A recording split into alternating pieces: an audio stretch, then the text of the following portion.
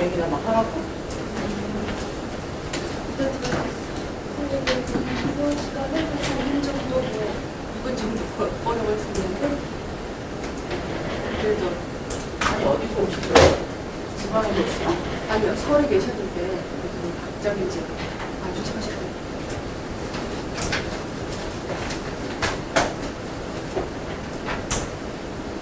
시작됐어? 열었어? 공부는 아직 시작 안 했어요.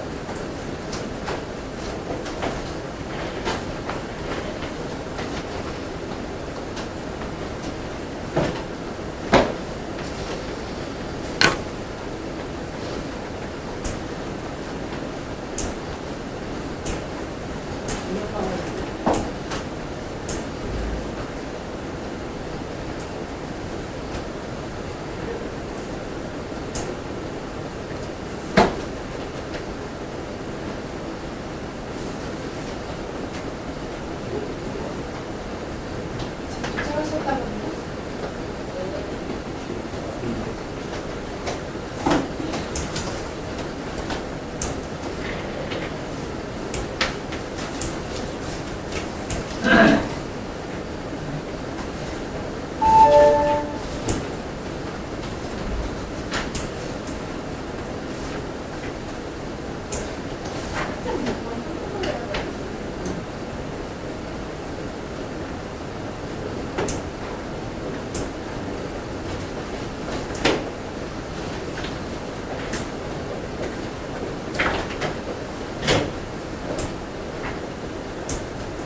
그냥 좌우 자리 바꿔요.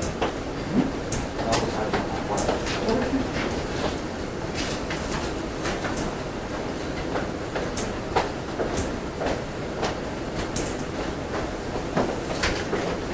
여러분, 뭔가요? 왜 더? 아닌데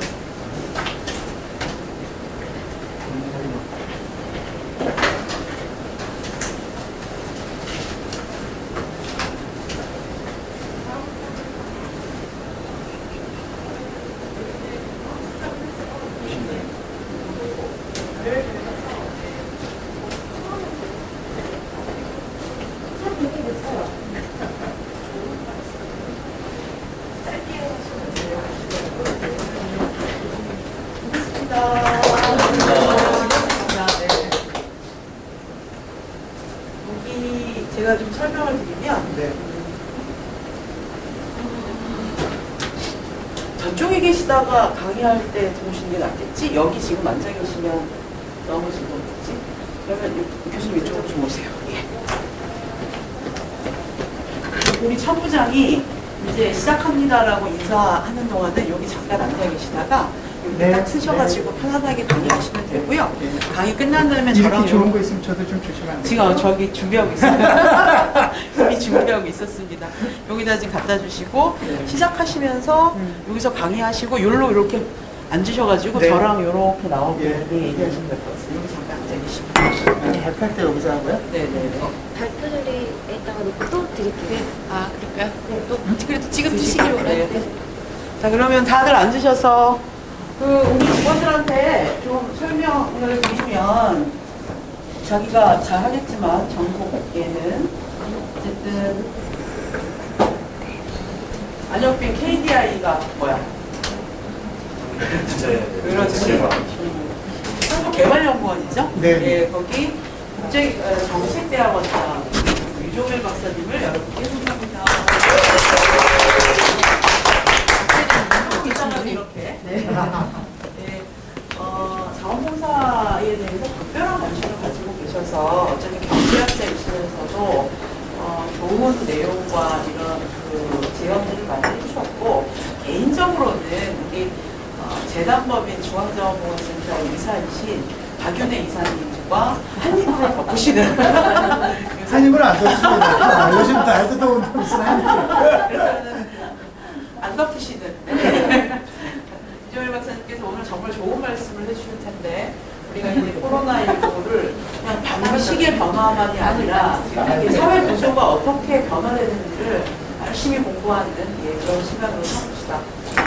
자, 이제 10시가 됐으니 선부장이 시작하시죠. 준비, 영상 준비가 다 된 거죠? 열지 않습니다. 네. 아, 지금 2분 남았을 때 조금 있다. 이게 저희가 이제 막 회의도 화상으로 하고 저희가 좀 늦은 거긴 하겠습니다만 이런저런 강의도 막 온라인으로 하다 보니까 예전에 그냥 오프라인으로 할 때는 참여하는 사람들하고 교감만 하면 됐었는데 이게 자료로 이제 계속 남을 거라서 괜찮습니다. 네, 괜찮으실 거라고. 평생 제가 저지른 업보와 종가에 대해서 책임질 의향이 있습니다.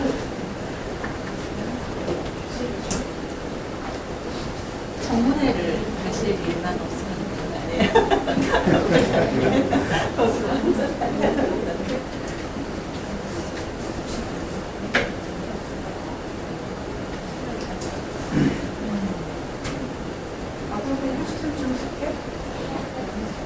원래 인터넷 같은 거 없던 시절에요. 살면서 한번 뱉어놓은 말은 부처를 떠돌다가 언제 돌아올지 모른다고 했거든요. 네. 근데 요즘은 이제 기록이 다 남아있기 실시간으로. 때문에 네.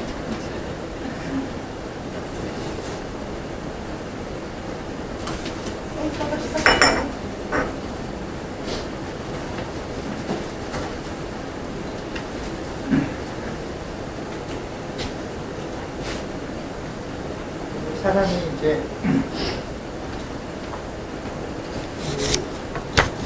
이렇게 자주 보고 사는 것도 교통이 발달해가지고 옛날에는 이게 한양 한번 가는 거잖아요. 그러니까 이 교감하는 방법이 이제 또 이런 식으로 하면 요즘에는 이렇게 회식도 온라인으로 하고 그렇게 해도 저는 그거 오늘 회식은 안 해봤는데 그렇게 해도 또 이 교감이 된다고 하더라고요. 사람이 또 변할 거야. 네.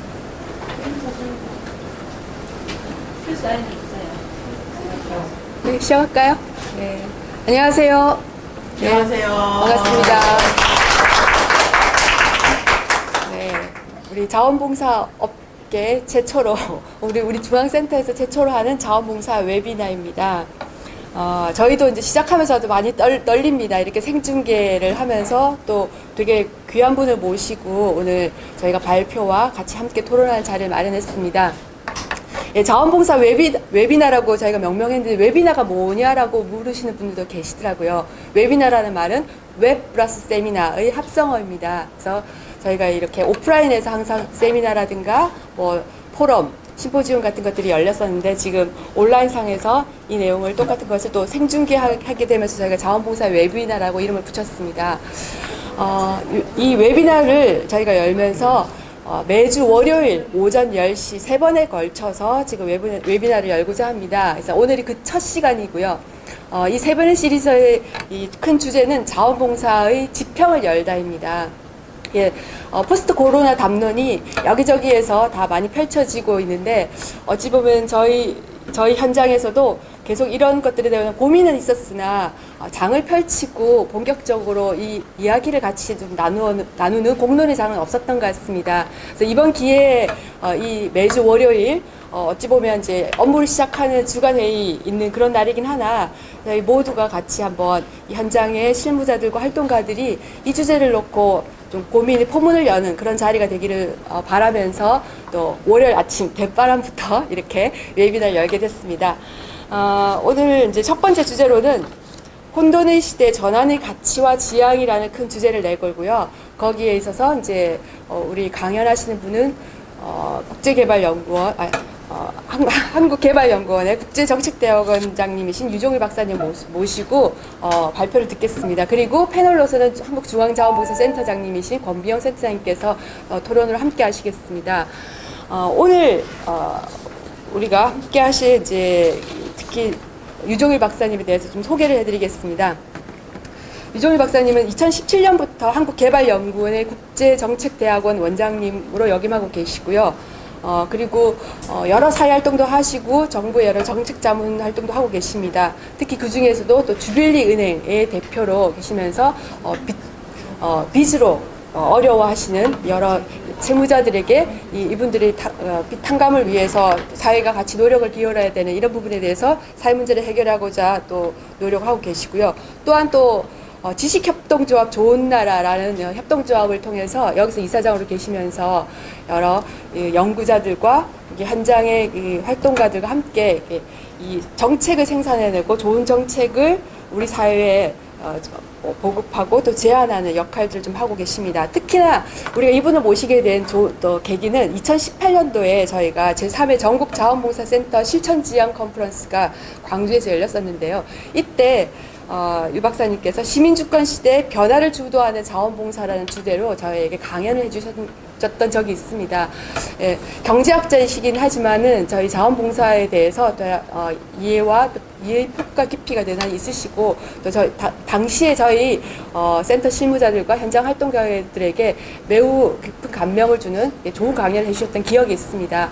이제 그런 또 기억을 또 있기 때문에 그런 기억이 있기 때문에 저희가 오늘 이 자리에 모셔서 포스트 코로나 담론이 여기저기서 이루어지고 있지만은 그냥 단지 경제학, 정치학, 사회학, 그냥 일반의 입장에서가 아니라 자원봉사 현장에 좀 더 애정을 가지고 관심을 가진 분들과 함께 저희가 이제 이야기를 나누고 싶어서 유 박사님 모셨다고 생각하시면 되겠습니다.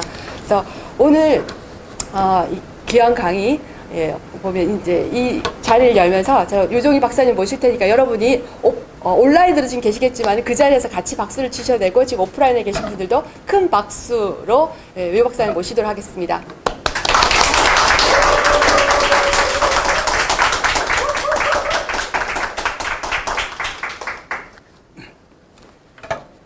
안녕하세요. 저를 뭐 거창하게 소개를 해주시는데 저는 그냥 제가 알고 있는 것, 제가 생각하기에 옳다고 생각하는 것을 뭐 조금 실천해보고 싶어서 이런저런 좀 활동을 하고 사는 것일 뿐이고요. 이 자원봉사 에 대해서 제가 뭐 그렇게 큰 깊은 이해를 가지고 있는 사람은 아닌데 너무 부담스럽게 말씀을 해주시네요. 제목이 포스트 코로나와 한국판 뉴딜인데 제가 오늘 오후에도 이걸 또 뭐 발표를 하게 돼 있습니다만은 이번 주에 뭐 언론사 주최 세미나도 있고 우리 외교부 주최 행사도 있고 무슨 뭐 이번 주에만 해도 제가 한 5번 정도 이 포스트 코로나 혹은 한국판 뉴딜과 관련된 발표를 여기저기서 하게 되는 것 같습니다. 왜냐? 그만큼 아까 우리 천희 선생님 지금 정식 타이틀이 뭡니까? 좀 높은 자리에 있으시죠? 사업본부장님. 제목을 멋있게 얘기하시던데 혼돈의 시대? 전환과? 전환의 가치와 지향. 전환의 가치와 지향. 제목을 굉장히 멋있게 지었는데 지금 정말로 혼돈의 시대고 굉장히 큰 변화의 가능성을 내포하고 있는 시대고 여기서 우리가 앞으로 어디로 가야 되느냐 하는 얘기를 제가 좀 했던 것들에 사람들이 관심을 좀 갖고 있는 것 같습니다. 우선 이 코로나19 대유행, 팬데믹이라고 하는 것이 지금 세계적으로 보면은 6개월이 좀 넘었고 우리나라가 본격적으로 고생한 지 지금 5개월 좀 넘어가는데 이걸 도대체 언제 벗어날 수 있을까 이런 생각들을 하고 있죠. 어떻게 출구를 우리가 찾을 수 있을까 거기에 대해서 먼저 간단하게 생각을 나눠보겠습니다. 지금 세계적으로 매일 늘어나는 확진자가 점점 증가하고 있습니다. 여기 그래프에 보시는 대로 이게 이제 잘 안 나오는구나. 계속 증가하고 있다는 것이고요. 지역적으로 보면 많이 그동안 죽은 게 유럽이 많이 죽었고 미국 북미 쪽에서 많이 죽었고 그렇지만 그 이후에는 남미가 엄청 많이 죽었고요. 아시아하고 아프리카 쪽으로 지금 확산이 되고 있습니다. 실제 죽은 사람, 오늘 아침에 확진자가 뭐 880만 이렇게 나오는데 아마 1억 명은 넘을 거다, 실제 감염자는. 그렇게 생각이 되고, 실제 사망자 수도 공식 통계보다는 훨씬 많을 것으로 추정이 되고 있고요. 경제가 전 세계적으로 대공황 이래 최악의 경기 침체라고 했죠. 그래서 IMF가 금년도 성장률을 마이너스 3% 예측을 했는데, 그것은 금년도 상반기에 팬데믹이 진정된다는 가정하에 그랬던 것이고요. 이미 OECD에서 그것이 4월 달에 IMF가 그런 예측을 했는데, OECD가 지난 6월 달에 예측을 할 때는 마이너스 6%, 경험해보지 못했던 세계적인 경기 악화를 예상을 했습니다. 왜? 이제 상반기 진정은 이미 물 건너간 얘기고, 가을까지는 어려울 것 같다. 만약에 겨울에 2차 확산이 또 온다 그러면은 더 회복이 늦어질 거다. 이런 예상을 하고 있고, 그런 그 경제 위기가 마이너스 3%, 마이너스 6%가 우리한테 와닿지 않지만, 이것은 지구촌에서 수억 명의 실업자와 빈곤과 기아와 사실은 그 팬데믹보다도 더 많은 사망자가 이 경제 위기로 인해서 올 것이다, 개도국에 가면. 그래서 빨리 끝나기를 바라는데, 여러분이 그 백신에 관한 이제 집단 감염이 되려면은 아직 지금 1억 명 감염됐다고 해도 멀고 먼 얘기고요. 50억 명 감염, 60억 명 감염돼야 되니까. 그 백신이 개발되면 된다 그러는데, 백신 개발에 관해서 여러 가지 희망적인 소식들이 많이 나오잖아요. 며칠 지나면은 또 다른 얘기가 나옵니다. 변이가 나오고 뭐 이래서 안 될 거다, 또 뭐 면역력이 오래 가지 않는다, 여러 가지 얘기가 나오죠. 역사적으로 보면은 최근에 개발된 백신들이 28년, 빨리 된 게 15년, 가장 빨리 된 게 11년이었습니다. 그렇게 쉽지가 않다는 것입니다. 지금 전 인류가 나서서 18개월을 목표로 하고 있는데, 이런 최선의 결과를 우리는 기대하지만, 그 희망적인 소식에 너무 매달릴 수는 없다. 경제 회복도 이게 설사 좀 감염 확산세가 진정이 된다고 하더라도 금방 V자형 회복이 되지 않는다. 중국 같은 경우 우한 봉쇄를 성공적으로 마무리하고 감염 확산세를 진정시키고 난 다음에도 매우 완만하게, 그래서 원래는 이렇게 그 내려갔다가 쭉 다시 성장 이거를 회복하는, 이게 V자형 회복인데, 나이키형 회복이라 그러죠. 나이키형. 다 회복이 된 것 같아도 90% 이코노미가 될 거다. 이코노미스트치에서 그렇게 했어요. 너무나 불확실하고 불안한 게 많기 때문에 완전 회복이라는 게 매우 어려울 것이다. 우리나라는 다행히 방역을 뭐 맨 처음에는 문제가 있었습니다만, 신천지 사태로 인해서. 그런데 방역을 굉장히 잘했죠. 그래서 K-방역이라고 우리가 문화 한류 K-웨이브를 얘기하는 것처럼 방역도 참 잘했다. 전 세계로부터 그런 높은 평가도 받고 우리 스스로도 뿌듯하게 생각합니다. 그래서 미국 사람들이 우리나라 야구 중계를 보고 이런 상황이 발생을 했죠. 그렇기 때문에 경제적인 타격도 다른 나라에 비하면은 훨씬 덜합니다. 아까 전 세계적으로 얼마나 어려운지 이 말씀을 드렸는데, 2, 4분기에 지금 선진국들, 미국이나 유럽 같은 경우 마이너스 20% 이상 그렇게 엄청난 그 타격을 받고 있는데, 우리나라는 일단 1, 4분기에는 그 GDP는 플러스 성장을 했고요. 수출이 좀 감소를 했는데, 수출 감소도 마이너스 1.4%입니다. 이게 한국이에요. 다른 모든 주요국들은 훨씬 더 심한 타격을 받았죠. 왜 그러냐? 다른 데는 이 봉쇄를 했기 때문에, 아시잖아요. 출근도 못하고 쇼핑도 못하고 그렇게 되다 보니까 우리는 그런 봉쇄까지는 가지 않고, 그죠, 사회적 거리두기로 이것을 넘겼습니다.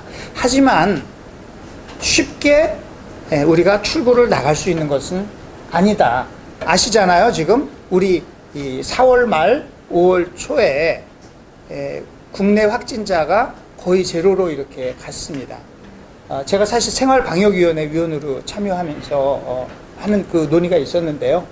거기 많은 전문가들은 사실 걱정을 했습니다. 이거 거리두기 완화하면 분명히 다시 재확산될 거다.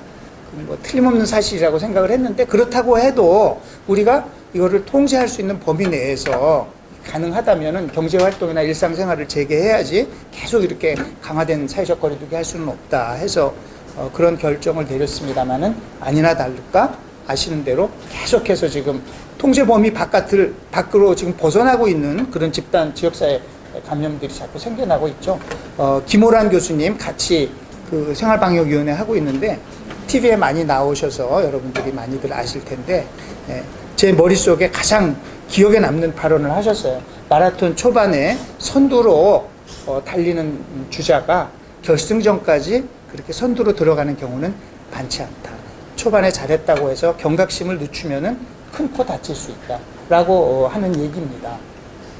경제적으로도 마찬가지입니다. 이 하버드 대학의 경제위기 전공하는 케네스 로거프라고 하는 분이 얼마 전에 한국에 대해서 이렇게 방역 잘했지만은 그거 끝난 거 아니야. 장기적으로는 더 큰 위기에 직면할 거야. 경제는 더 힘들어질 거야. 왜? 지금까지는 1, 4분기까지는 선방했지만 우리는 매우 해외 의존도가 높은 나라입니다. 그런데 전 세계 경제가 어려워지다 보니까 수출이 큰 타격을 받고 있죠. 4월 달에 마이너스 25%, 5월 달에 또 마이너스 24% 이렇게 내려갔어요. 작년 대비해서 그렇다는 거죠. 작년은 그 전해에 비해서 또 마이너스 10%를 내려갔던 그런 거기 때문에 굉장히 심각한 타격을 받고 있다는 것이고, 우리가 경제적인 타격의 정도는 선진국들의 유럽, 미국에 비해서 덜할지라도 우리는 고용 안전망이나 사회 안전망이 유럽처럼 잘 돼 있지 않고 미국처럼 부실한 쪽이기 때문에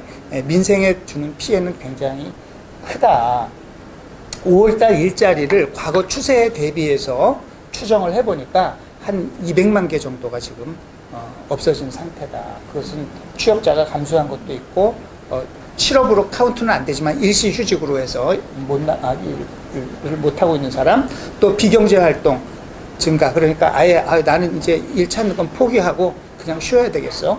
이런 것들을 합해보니까 200만 개다. 그리고 이 생활방역으로 전환하면서 가장 중요한 방역수칙 1번으로 내세웠던 게 아프면 3, 4일 쉬기예요.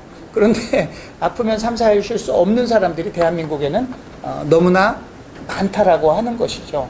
아팠을 때 쉴 수 있게, 치료도 받고 쉴 수 있게 그 비용을 정부나 회사에서, 사회에서 부담해주는 비중이 어떻게 되느냐 하는 것을 OECD에서 쭉 그 나라별로 이걸 했는데요. 이쪽 제일 잘 안 보이시죠? 여기는 노르웨이, 독일, 네덜란드, 스웨덴, 아이슬란드, 룩셈부르크.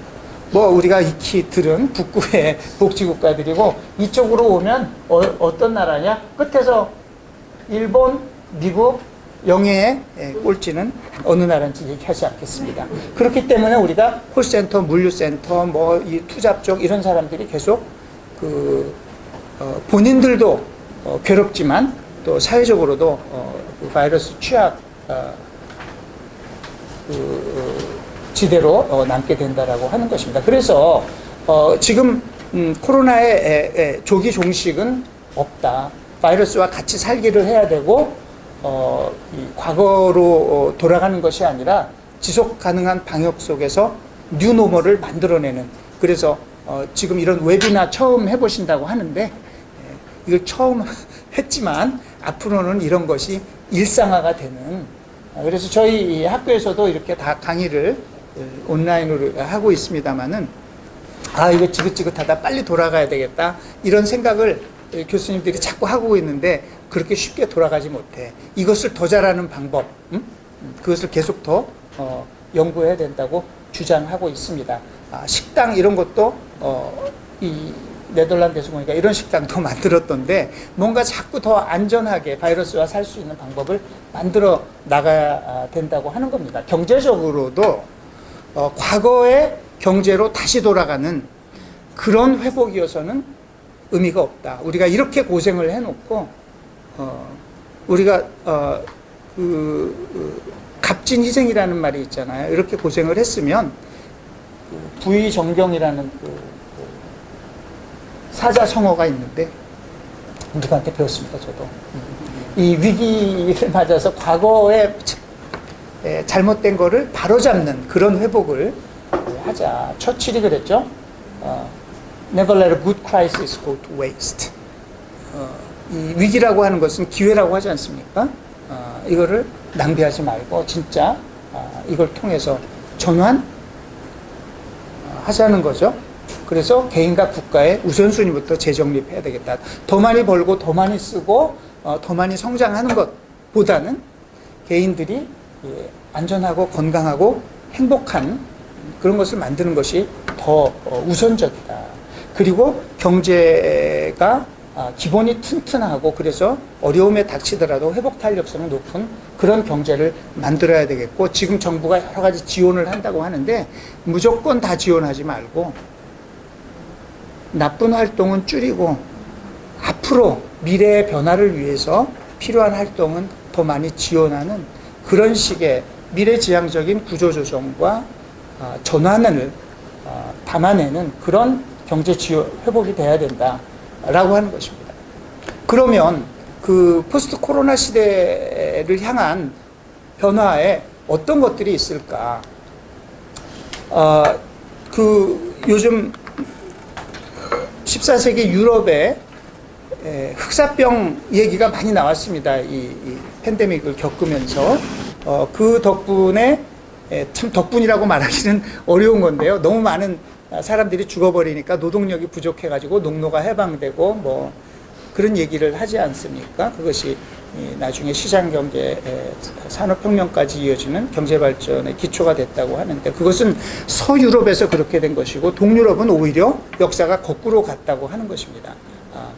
우리도 저렇게 해야 되겠다 하는 농민들을 오히려 영주들이 결탁을 통해서 강력하게 억압해서 더 속박하고 농노제를 강화하고 경제발전이 뒤처지는 결과를 낳았습니다. 그래서 이 역사적인 위기는 퇴행적 가능성과 진취적 가능성을 항상 동시에 내포하고 있고, 결국은 우리의 선택과 실천이 어떠한 변화를 만들어낼 것인가를 결정한다라고 하는 것입니다. 몇 가지 중요한 그 변화의 축들이 드러나고 있습니다.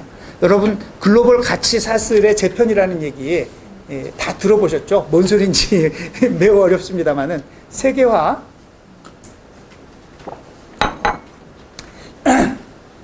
우리가 상품이나 서비스를 생산을 해서 부가가치라는 걸 만들어내잖아요.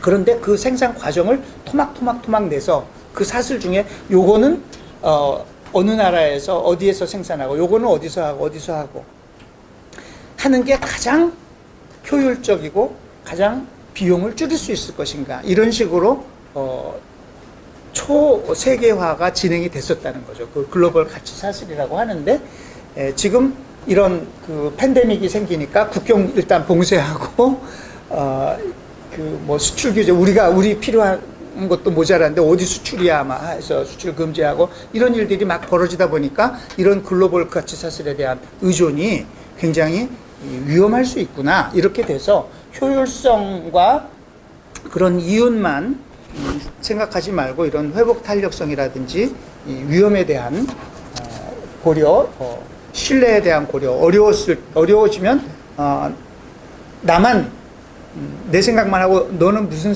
소리를 하든지 신경 안 쓰겠다, 이런 사이에서 계속 그런 시장 분업 체계를 확대시키기는 어렵다라고 하는 거예요. 그래서 리쇼어링, 외국에 나가 있는 생산 시설을 다시 국내로 복귀시킨다든가, 이렇게 그동안에 세계화가 막 늘어나던 하이퍼 글로벌라이제이션이라고 했잖아요. 그것이 이제 늦어졌다 해서 슬로벌라이제이션, 이제 거꾸로 간다고 해서 디글로벌라이제이션으로 간다는 겁니다. 그러나 진짜로 이게 디글로벌라이제이션이 돼서 옛날처럼 폐쇄경제 시대 쪽으로 중세처럼 그렇게 뭐 간다는 얘기도 있는데, 그렇게 가면 망하는 거죠. 그렇게 가지도 않을 겁니다. 중요한 것은 그렇게 이용과 효율만을 생각하는 것이 아니고 서로 이런 시장의 부작용을 보완해 나가면서 정치적으로 조절된 세계화, 그리고 같이 협력해야지만 문제를 풀 수 있는 그 글로벌 공공재라고 하는 건데요. 이 바이러스 문제 그렇죠. 기후변화 문제 그렇죠. 사실은 금융, 조세 모든 면에 있어서 이 지구적인 협력이 필요한 시대입니다. 그래서 그런 공공재를 중심으로 한 세계화로 나갈 수 있도록 우리가 해야 된다. 그리고 그동안 지난 40년간 신자유주의라고 하죠. 혹은 시장 만능주의. 정부는 작으면 작을수록 좋고 시장은 크면 클수록 좋다. 라고 하는 그런 정책의 사조가 지배했는데 그것이 이제 생각이 바뀔 수밖에 없는 상황이 됐다라고 하는 겁니다. 레이건 대통령이 그랬죠. 정부는 문제의 해결책이 아니고 정부 자체가 문제다. 대처라는 사람은 뭐라고 했냐면은 사회라는 것은 존재하지 않는다. 개인들만 존재한다. 여러 명의 개인들이 존재하는 것이 사회는 존재하지 않는다. 이렇게 얘기를 했었던 겁니다. 그런데 막상 팬데믹이 나오니까 지금 여러분들 마스크 하고 계시는데 마스크 분배도 시장에 맡기니까 잘 안 되더라. 평상시에는 괜찮아요. 평상시에는 시장이 잘하지만은 어떤 특수한 상황, 그리고 우리가 이 여러 경제학에서 시장의 실패라고 하는 부분이 있습니다. 그래서 시장은 시장의 역할에 있지만은 정부의 역할도 중요하다. 그리고 개인의 어떤 자유와 창의와 어떤 자발적인 노력도 중요하지만 공공성이라고 하는 것도 중요하다. 공공의료, 공공의료보험, 사회안전망 이런 것들이 중요하다는 게 확인이 되잖아요. 나만 혼자 안전하게 살 수 없는 세상이라고 하는 겁니다. 그리고 이 신자유주의 이 물결 속에서 불평등이 극도로 증가했습니다. 세계 대다수 나라에서 불평등이 많이 올라갔는데요. 특히 이 미국, 영국, 한국 이런 나라들이 매우 심하게 그렇게 됐고요. 그런데 이번에 그 팬데믹을 보면은 전 세계적으로 가장 부자 나라의 가장 부자 도시들, 최고 대표 선수는 당연히 전 세계 금융 자본을 몰아갖고 있는 뉴욕이겠죠. 가장 심각한 피해를 입었습니다. 부자들은 바이러스를 옮겨오고 그 부자들을 모시면서 살고 있는 가난한 사람들은 바이러스의 피해자가 되고 죽어나가는 현실이라고 하는 것입니다. 그래서 이런 신자유주의의 문제가 본격적으로 드러났고 그래서 국가의 개입이 역할이 늘어나고 있습니다. 그러나 이것이 꼭 좋은 것만은 아니다. 국가가 무소불위의 권력을 행사하면서 민주주의를 억압하고 시장경제를 억압하는 그런 식으로 가는 것은 결코 바람직하지 않다. 실제로 그렇게 가고 있는 나라들이 많이 있습니다. 뭐 마스크 가지고 장난치는 놈들은 줄줄이 엮여서 강물에 넣어버려 이런 나라가 있잖아요. 헝가리 같은 경우는 지금 의회를 해산해버렸습니다. 이런 거 다 필요 없어. 우리 비상사태인데.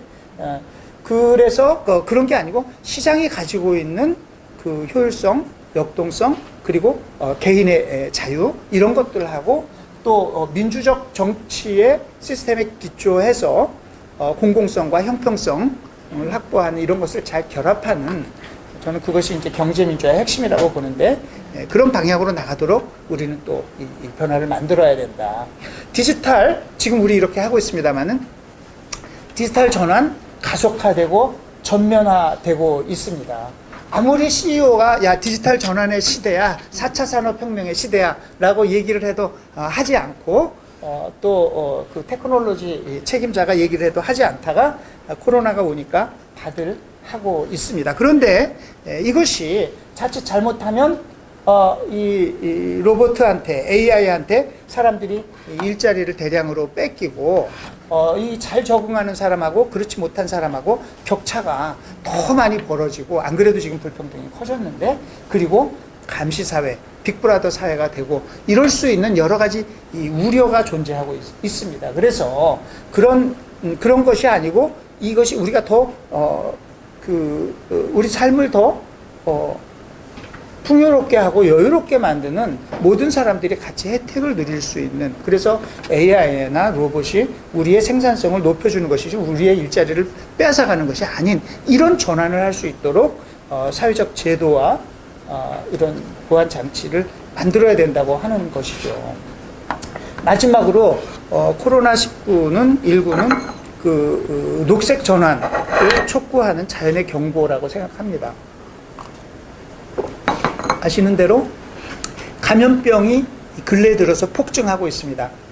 이 바이러스들이 살 데가 없어지니까 그런 거예요. 그래서 그 인수 공통 감염병이 자꾸 생겨나고 있잖아요. 아시는 대로.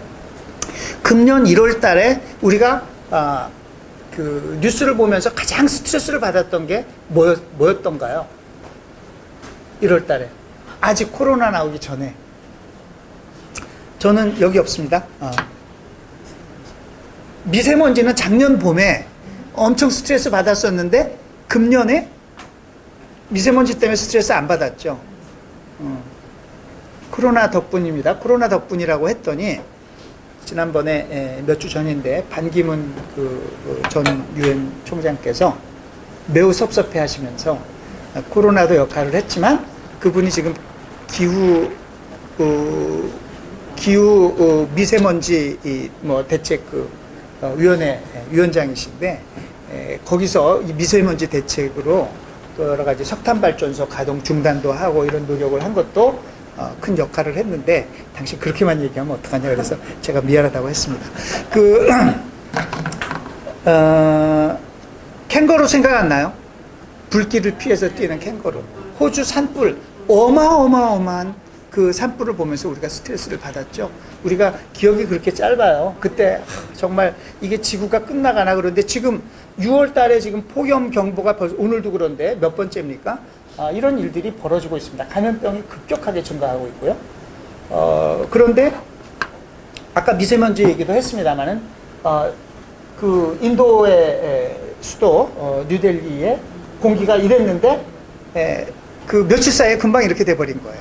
또 인도에서 히말라야 산맥이 보이기 시작했습니다. 그래서 이걸 통해서 자 너희들이 마음 고쳐먹고 착하게 살면 달라질 수 있어. 라고 하는 걸 보여줬고 사람들이 실제로 다 이렇게 마스크 쓰라고 하니까 하고 안 하는 사람도 일부 있습니다만은 이렇게 우리가 변화할 수 있다라고 하는 것을 보여줬고 그것이 얼마나 필요한지 가르쳐줬습니다. 사실 제가 이미 이 코로나 팬데믹보다도 그것에 촉발되는 경제 위기로 더 많은 사람들이 개도국에서는 그 피해를 보고 죽어나갈 거라고 말씀드렸는데 그 기후 위기는 이런 위기들보다 훨씬 압도적으로 심각한 인류 생존을 위협하는 그런 위기라고 하는 겁니다. 사실은 제가 말씀드린 이 초세계화, 신자유화, 디지털 전환, 녹색 전환 이런 것들이 코로나19 때문에 생긴 문제가 아닙니다. 불평등 이런 문제들이 원래 있었던 문제죠. 21세기에 인류에게 주어진 최대의 과제였습니다. 그런데 이 과제들을 회피하고 이것은 세계화에 반대하는 초세계화에 반대하는 시애틀의 그 유명한 1999년 시위죠. 그 다음에 이거는 신자유주의와 불평등에 항의하는 월가 점령 시위입니다. 지금 까마득하죠? 전 세계를 떠들썩하게 했었던 일입니다. 그리고 디지털 전환과 관련해서 플랫폼 노동자들이 우버 노동자들이 캘리포니아에서 지금 작년에 시위하는 거예요. CEO는 4,300만 달러를 받는데 우리는 한 시간에 9달러 받는다. 그리고 젊은이들이 들고 일어나서 우리가 살아갈 지구, 어른들, 너희들 욕심 부리면서 이렇게 망칠 거야 라고 항의하는 겁니다. 이 문제를 회피하고 자꾸 이것이 외국의 음모라고 하고 외국의 불공정 검역 때문에 우리가 어렵다고 하고 이민자들 때문에 그렇다고 하고 난민들 때문에 그렇다고 하고 외부로 문제를 돌리고 내부에서는 오히려 기득권하고 결합하고 그것이 이 우파 포퓰리즘의 기본이거든요. 그런 정치가 지구촌을 행행하고 있었습니다. 코로나19가 더 이상 그러면 안 된다고 우리에게 경고하고 있는 것이고요. 그래서 포스트 코로나 시대는 방역과 경제 회복에서 어떻게 누가 이것을 잘하냐, 어떻게 새로운 변화를 만들어내냐에 따라서 달려있을 거다. 그런 컨텍스트에서 한국판 뉴딜을 봤으면 좋겠다. 그런데 사실 이 한국판 뉴딜에 관해서 제가 이제 자꾸 얘기를 하게 되는 그 하나의 배경이 제가 작년에 그 여러 국책 연구기관들과 함께 노력해서 우리나라에 전환적 뉴딜이 필요하다라고 하는 그런 주장을 하고 정책 제안을 제가 했었어요. 그런데 그것하고 지금 상황하고 굉장히 서로 맞아 떨어져 가지고 이제 그렇게 된 부분이 있거든요. 그래서 제가 그거를 잠깐만 설명을 드리겠습니다. 우리나라는 이 성장 경제 성장률이 60년대에 이제 그 본격적인 그런 그 박정희 시대 고도 성장 시대가 시작이 돼가지고 이렇게 70년대, 80년대, 90년대 이렇게 오면서 점점 성장률이 내려갔어요. 뭐 이게 어느 정도 내려가는 거는 불가피합니다. 처음에 이제 완전히 뒤처졌을 때 따라가는 건 쉬우니까요. 그런데 계속해서 이것이 하락이 계속되고 성장 동력을 굉장히 잃어버렸다. 특히 앞으로 생산 가능 인구는 이미 줄어들기 시작했고 갈수록 더 빠른 속도로 우리 인구가 계속 줄어들 거다. 그래서 이렇게 성장이 계속 줄어들고 좋은 일자리가 안 생기고 그러면 어떻게 하냐. 그래서 항상 성장을 하려면 투자를 많이 해야 된다 하는 얘기를 합니다. 여러분들이 신문을 보거나 전문가들 얘기 들으면 투자를 많이 해야 된다. 정부도 항상 그렇게 합니다. 기업들이 투자를 할 수 있도록 어떻게 해줘야 된다. 그 얘기를 하는데 제가 지난 20년간 이거 가지고 싸웠는데요. 우리나라는 투자를 전 세계에서 제일 많이 하는 나라다. 물론 이것이 한국입니다. 우리나라보다 많이 하는 나라들이 있죠. 근데 이게 중국이에요. 그것은 개발도상국이니까 그런 거고요. OECD 국가 중에서는 압도적으로 투자를 가장 많이 하는 나라예요. 그런데 계속 투자를 더해서 성장을 해야 된다고 하는 것은 한 번쯤 의문을 가져봐야 된다. 우리는 옛날에는 사람은 많고 자본은 적었기 때문에 자본을 늘리면 그것이 성장의 효과가 굉장히 커집니다. 그런데 지금은 애 안 낳잖아요. 사람은 줄어드는데 자본은 우리가 투자를 많이 했기 때문에 계속 늘어나거든요. 그러면 사람이 많을 때는 자본에 많은 사람이 달라붙어 가지고 많은 생산을 해내지만은 지금은 사람은 적고 자본은 많기 때문에 자본을 조금 더 늘려봤자 그것이 활용되는 게 얼마 안 되는 거예요. 이걸 그 어려운 경제학 용어로 수학 체감의 법칙이라고 하는데, 그래서 지금 성장의 효과는 오히려 사람을 늘려야 된다. 근데 사람을 한꺼번에 늘릴 수는 없잖아요. 그래서 사람의 능력을 키우는, 역량을 키우는 그것이 중요하다. 우리가 노동 생산성이 그 서구 선진국의 반밖에 안 되고요. 우리는 누구보다도 학교에서 보내는 시간도 많고 학교에 나왔어도 학원 가고 뭐하고 공부하는 시간도 많고 빡세게 그렇게 공부하고 학교도 많이 가고 그러는데, 안타깝게도 그 덕분에 어린 나이에는 국제적으로 뭐 학력평가나 이런 걸 해보면 높게 나오지만은 이 역량평가를 해보면 20대 중반에 이미 OECD 평균 밑으로 내려가기 시작합니다. 왜? 대학 가고 나면 그 다음부터 잘 아니니까. 실제로 역량을 키우는 교육이 아니고 나라비 세우는 시험 봐가지고 서열화하는 그런 교육이기 때문에 이런 것이 옛날 우리가 그 개도국에서 선진국 따라잡기 할 때는 효과적이었지만 자본 투자 많이 하고 이렇게 막 이 정답 맞추기 교육하고 이런 것이 더 이상 통하지 않는 시대에 자꾸 그런 식으로 하면 안 된다. 그래서 근본적인 전환을 해야 된다. 그리고 제가 삼불이라고 하는데 너무 불평등하고 불공정하고 불안정한 삶. 그래서 우리나라는 국민소득 3만 달러가 넘고 잘 사는 나라가 됐다고 하는데 젊은이들이 갈수록 희망을 잃어버리고 아무리 노력해도 우리 계층 상승이 잘 안 된다라고 하는 국민들이 점점 늘어나는 이런 식으로 됐잖아요. 미래는 어떻겠느냐. 우리가 4차 산업혁명 얘기하는데 그 경쟁력이 갈수록 더 중국에도 뒤처지고 있다. 그 핵심적인 이유는 인재가 부족하기 때문에 그렇습니다. 여러 가지 얘기를 하지만은 여러분들 잘 보세요. 진짜 제일 중요한 거는 AI, 인재, 한국에 인재가 없다고 하는 것이에요. 왜? 너무나 자본 위주로 성장을 했기 때문에 그렇다. 그리고 기후변화, 우리나라 기후 악당 국가돼 있고 재생에너지 비중이 OECD 국가 중에 제일 낮다 그러잖아요. 이따가 제가 조금 더 말씀드릴 텐데 이것은 앞으로 우리 미래에 커다란 구름 장애물, 성장의 장애물이 될 겁니다. 그래서 사람 중심 경제로 발전의 성장의 패러다임이 완전히 바뀌어야 된다. 하드웨어, 물적 자본에서 소프트웨어, 인적 자본, 지적 자본, 사회적 자본으로, 사람의 자본으로 바뀌어야 된다는 거고,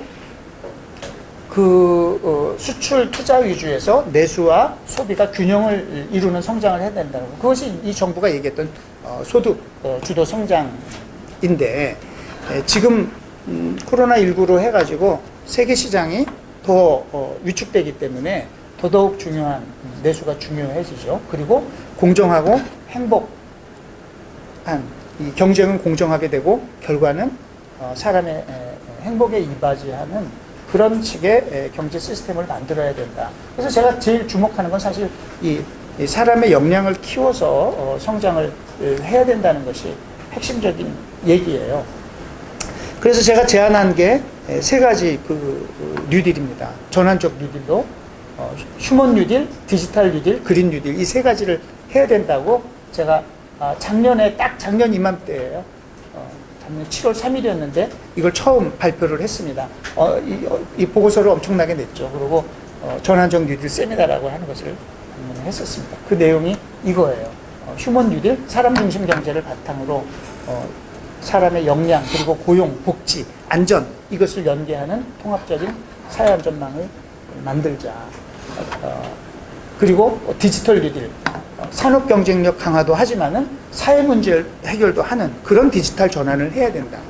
이게 단순히 산업 육성이 아니고, 그린 뉴딜도 마찬가지로 환경 파괴, 기후 변화 문제에 대응하면서 정의롭고 지속 가능한 사회를 실현하는 것이 그린 뉴딜이다. 이 세 가지 뉴딜을 통해서 우리 이 발전 패러다임을 완전히 바꿨으면 좋겠다라고 하는 제안을 했었던 것이고요. 그런데 마침 지금 코로나19가 우리에게 주는 그런 도전, 포스트 코로나 시대로 가기 위한 우리의 전환, 변화 이런 것들을 생각해 보니까 이게 딱 맞는 거예요. 이 휴먼 뉴딜이라고 하는 게 자본 중심, 시장 맞는 성장 지상주의, 여기서부터 사람 중심, 그리고 공공성과 형평성, 그리고 행복의 추구, 안전, 건강 이런 가치를 중심으로 재편하는 거잖아요. 디지털 뉴딜 이미 말씀드렸고 그린 뉴딜 마찬가지입니다. 그래서 이런 것들을 하면 글로벌 공공재를 중심으로 한 새로운 세계화로 또 나갈 수 있다. 이런 생각은 세계의 많은 사람들이 지금 하고 있습니다. 전 세계에서 가장 그 주류 중에 주류고 시장주의라고 할까요? 200년 역사를 자랑하는 런던에서 발행되는 이코노미스트 잡지죠. 바로 몇 주 전에 표지가 이렇게 돼 있어요. 상당히 과격한 디자인이죠. 이 화석 연료에 기초한 구경제는 이번에 찔러버리자. Seize the moment. 이 기회를 놓치지 말라. 그런 거예요. 이 부제는 chance to flatten the climate curve. 우리가 flattening the curve라고 하는 게 지금 이 감염병 때문에 이거 확산되는 거를 억제한 거 flattening the curve라고 하잖아요. 그 얘기를 하는 겁니다. 지금 정부가 나서서 대규모 프로그램을 하는 것을 온 세계가 다 하잖아요. 옛날처럼 야 시장에 맡겨야지 뭐 정부가 왜 돈을 쓰냐 어쩌고 하는 얘기가 지금은 쏙 들어가 있습니다. 전 세계적으로. 그리고 이자율이 워낙 낮기 때문에 투자의 기회비용이 낮아요. 그래서 공공투자를 늘리는 데 용이하고 이런 화석연료 기반의 산업이 이미 항공산업을 비롯해서 많이 위축이 되어 있습니다. 이걸 다시 옛날로 다 되돌리려고 할 필요가 없다라고 하는 것이에요. 그리고 디지털 전환이 일어나고 있고요. 그래서 디지털 전환은 환경에 매우 좋거든요. 제가 이제 국제회의 같은 거를 금년에 지금 벌써 출장 예정돼 있던 것이 지금 취소나 연기된 게 한 5개 정도 되는 것 같은데 비행기 안 타고 다니니까 돈 안 들죠. 시간 아끼죠. 그리고 못 합니까? 이거 이렇게 웨비나로 또 국제 화상회의 하고 하는 거예요. 그리고 지금 초세계화도 변화할 수밖에 없는 그런 상황이고 그래서 이건 진짜 변화의 기회다. 그래서 우리 정부도 처음에는 긴급 대응, 금융시장 안정화시키고 여러 가지 이제 피해 계층에 대한 지원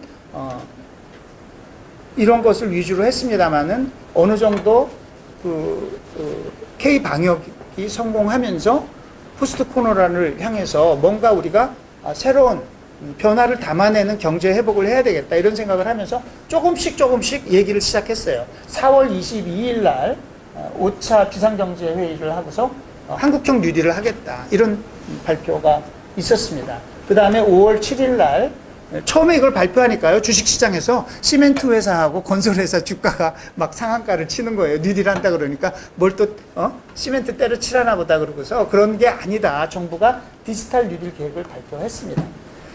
그것만이 다가 아니다. 이것도 역시 뭐 무슨 옛날부터 4차 산업혁명 얘기하면서 뭐 다 그런 얘기하는데 이게 뉴딜이 무슨 뭐 산업화라고 지원금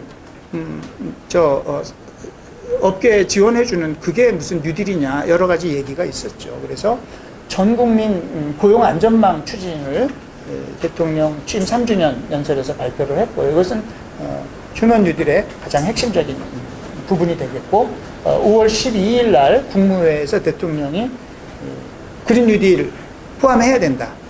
한국형 뉴딜에 이런 선언을 하셨어요. 그래서 공식적으로 정부가 6월 1일 날 하반기 경제정책 방향을 발표를 했는데 거기에 이렇게 디지털 뉴딜, 그린 뉴딜, 휴먼 뉴딜 한국판 뉴딜은 디지털 뉴딜과 그린 뉴딜 그리고 휴먼 뉴딜 이거는 뭐 잠정이라고 써 있습니다. 이걸 추진하겠다 이런 계획이 나왔어요. 그러고 보니까 제가 작년에 주장했던 전환적 뉴딜하고 적어도 이름은 이게 같게 됐습니다. 그래서 여러 군데서 지금 전환적 뉴딜, 한국판 뉴딜이 뭐냐고 저를 자꾸 찾아대는 상황이 됐고요. 시간이 많이 가서 제가 그린 뉴딜은 간단히만 말씀드리겠습니다. 제가 그린 뉴딜 왜 말씀드리냐면 그 휴먼 뉴딜 또 디지털 뉴딜 이거는 사람들이 많이 그래 그런 거 해야지 이렇게 생각하는 사람들이 많은데 그린 뉴딜은 우리한테 아직 생소한 부분이 많고 그거는 맞아 환경이 중요하지 그런데 저것이 저는 이게 우리 경제를 위해서 필요하다라고 하는 얘기를 조금 하고 싶어서 그래요. 사람들이 다 어떻게 생각을 하냐면은 환경을 위해서 경제를 조금 희생해야지 이렇게 생각하거든요. 그게 아니다. 간단히 말씀드리자면은 우리가 패스트푸드 뭐 맛은 있죠. 그런데 그 싸고 맛있잖아요. 싸고 맛있는 걸 많이 먹다 보면은 건강에 매우 안 좋은 겁니다. 그런데 우리가 조금만 비싸고 유기농이고 아주 좋은 그런 음식을 조금만 먹으면 몸에 훨씬 좋고 부가가치도 더 늘어난다는 거예요. 싸구려 햄버거 5개 먹는 것보다 고급 그 유기농으로 하고 뭐 이렇게 잘한 그 음식을 한 그릇을 먹는 게 더 경제 성장에 도움될 수 있다라고 하는 겁니다. 한마디로 제가 아까 얘기했죠. 우리 그 1월 달에 우리를 스트레스를 줬던 그래서 이 기후변화로 인한 여러 가지 충격들이 있는데 그 중에 하나는 감염병의 증가 확산이라고 하는 겁니다. 그래서 계속 이대로 가면 안 되겠다 해서 파리 협약했잖아요. 2015년에. 그거는 지구 온도 평균 온도 상승을 2도씨 이내로 제한해야 되겠다. 가급적 1.5도씨 이내로 제한하자. 지금 이미 1도가 상승을 했습니다. 산업혁명 이후에.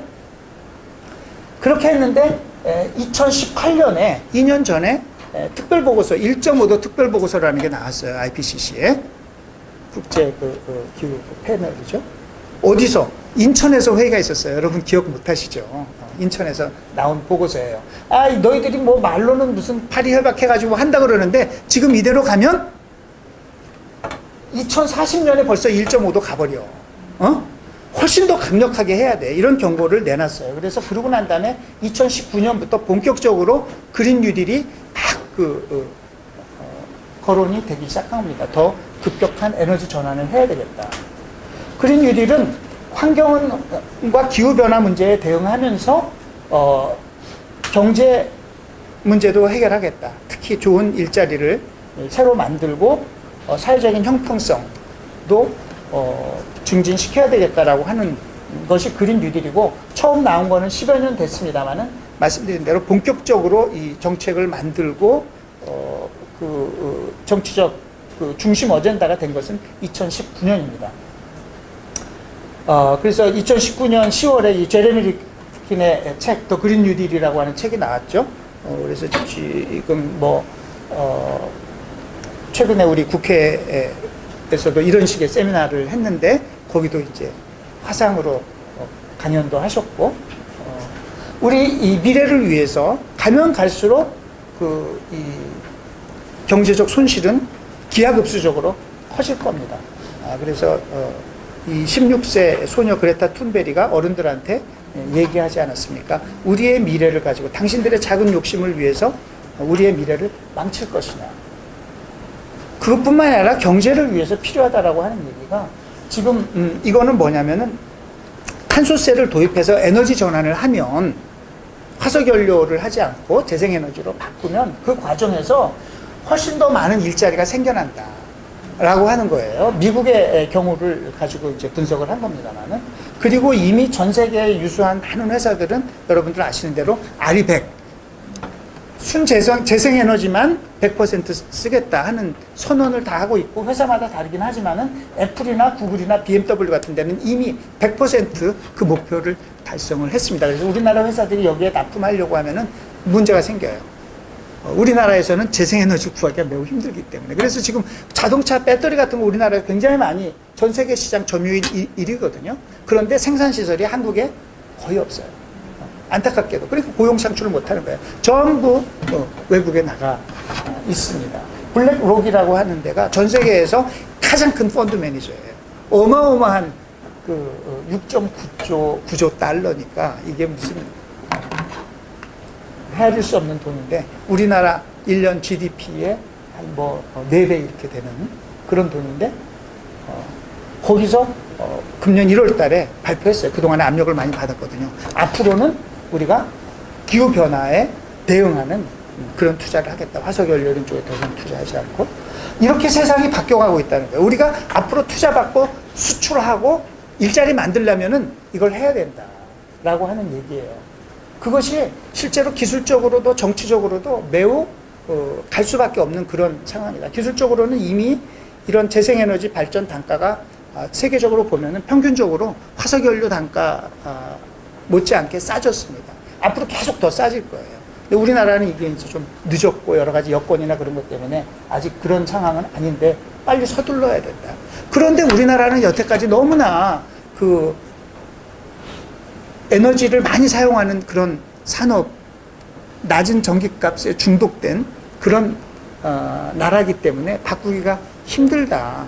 힘든 게 사실입니다.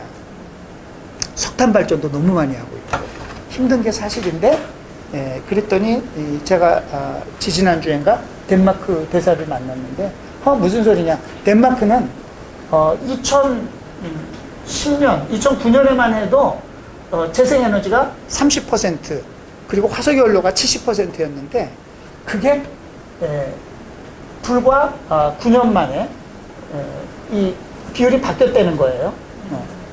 반대로. 그리고 지금 20년에는 84%가 재생에너지라고 하는 거예요. 이렇게 되니까 구글이 거기다가 데이터 센터도 짓고 뭐 재생에너지가 풍부하니까 RE100 하려고 그러니까 여기 가야 되겠다. 투자가 막 들어온다는 거예요. 펀드 매니저들이 좋아한다는 겁니다. 여기는 투자하기 좋다. 마음 먹고 하면 빨리 할 수 있다. 또 빨리 하는 거는 한국의 특기 아닙니까? 아시는 대로 미국 민주당이 이제 그린 뉴딜 집권하면은 할 겁니다. 유럽은 작년 12월 달에 공식적으로 정책을 채택을 했고요. 그래서 앞으로는 탄소 국경세도 도입하겠다. 그렇게 했습니다. 우리는 탄소 배출 안 하려고 이렇게 하는데, 저탄소 경제로 가는데 외국에서 가격 경쟁력을 부당하게 얻는 소위 환경 덤핑이죠. 그렇게 하면 우리는 가만히 있지 않고 국경세를 하겠다. 이렇게 하는 거예요. 그러니까 이런 세상에 우리가 앞으로 살아가야 되기 때문에 빨리빨리 달라져야 된다. 그래서 한국판 뉴딜에서 그린 뉴딜이 들어가고 이런 이제 프로젝트들이 들어갔는데, 이것이 이제 대통령이 이런 얘기를 했어요. 그런 일을 통해서 지속 성장의 길을 열어나갈 것이고 기후변화에 대응해 나가면서 새로운 시장과 산업 일자리를 창출하겠다. 그래서 이제 그린 뉴딜은 기후변화 대응도 하지만 경제에도 살리는 거다. 이제 이런 인식을 갖기 시작했습니다. 그런데 우리 정부에 아직 그게 충분히 반영이 정책이 안 돼가지고 그린 뉴딜이 나오니까 야, 이게 무슨 유럽이나 미국의 그린 뉴딜의 가장 핵심적인 건 2050년에 넷제로거든요. 이 온실가스 배출을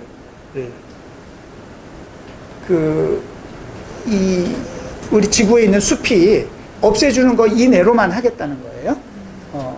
넷제로고 에너지 전환하고 자원 순환 경제하고 진짜 환경에 대한 이 나쁜 영향을 제로로 줄이겠다라고 하는 그런 목표가 있어야 되는데 우리나라는 그게 하나도 없어요. 그러니까. 그냥 이런 좀 환경에 좋은 프로젝트를 몇 개 하겠다 이런 식으로 돼 있는 그런 거예요. 그래서 이거는 아직 멀었다. 그 불평등, 정의로운 전환, 이 우리 쓰레기 문제, 플라스틱 쓰레기 문제 뭐 얼마나 많았습니까? 그런데 이런 내용들이 빠졌다고 해서 비판이 많습니다. 그런데 이것은 지금 처음 그 코로나 상황에서 제가 백그라운드를 말씀드렸잖아요. 지금 막 이렇게 움직이고 있는 상황이고, 그래서 지금부터 여러 경로를 통해서 이거를 발전시키고 보완하고 해야 되는 그런 과정이고, 제가 오늘 오후에도 그런 또 중요한 과정의 일환에 참여할 거고, 뭐 이런 보고서도 만들었고, 또 국회에서도 그 법도 만들려고 하고 그러고 있습니다. 마지막으로 제가 자원봉사에 관해서 여기 이제 자원봉사 센터이기 때문에 몇 말씀만 드리자면은 이 문맥에서 제가 궁극적으로는 변화의 동력은 그 시민들에서 나오는 겁니다. 세상에 뭐 독재자도 있고 거대 기업도 있고 여러 가지 권력을 행사하는 사람들이 많은 것 같지만은 결국은 시민들이 가장 중요한 힘을 가지고 있고, 뭉치면 바뀌면 여기 이들의 실천에 의해서, 현장의 실천에 의해서, 이거는 우리 대전 대덕구에 있는 에너지 카페고, 여기는 그 유명한 이름을 까먹었네. 독일의 그 에너지 자립 마을이고, 그런데 이런 현장에서의, 지역사회 현장에서의 실천이 중요하고, 그것 이상으로 중요한 것은 정부의 정책을 바꾸는 것입니다. 사실은 이것이 가장 효과적이죠. 정부가 정책을 바꿔가지고 탄소세를 도입하고 전기값을 올리면은 우리가 열심히 노력하는 것보다 1000배, 10,000배의 효과를 사실은 또 거둘 수 있는 거예요.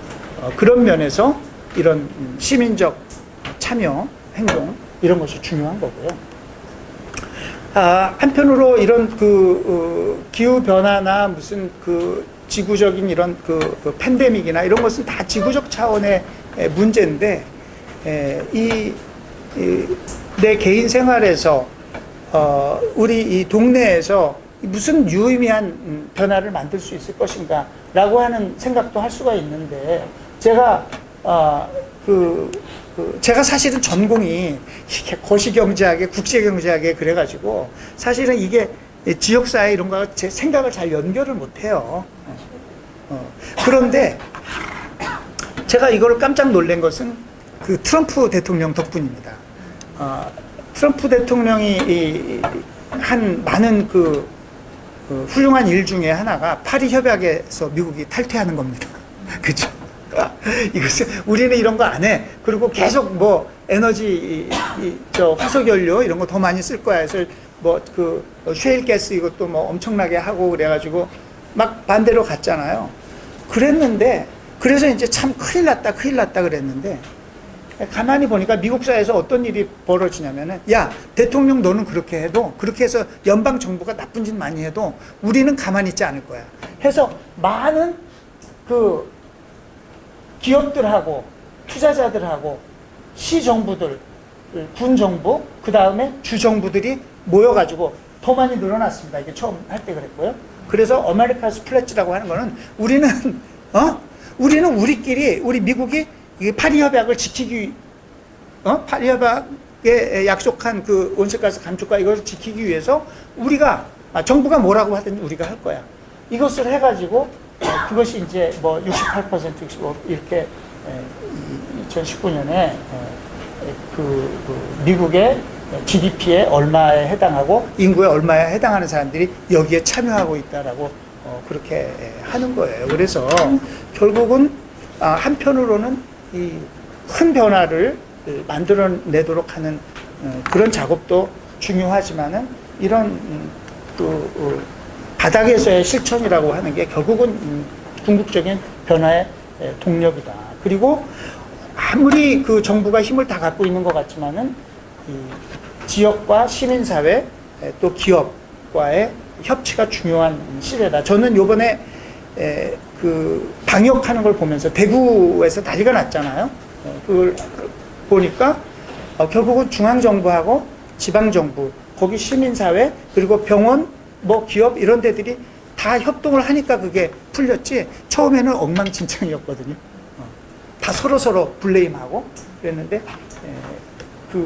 그렇게 해서 아무리 큰 것도 결국은 이 개개인의 어떤 그런 참여와 실천에서부터 시작이 되는 거다.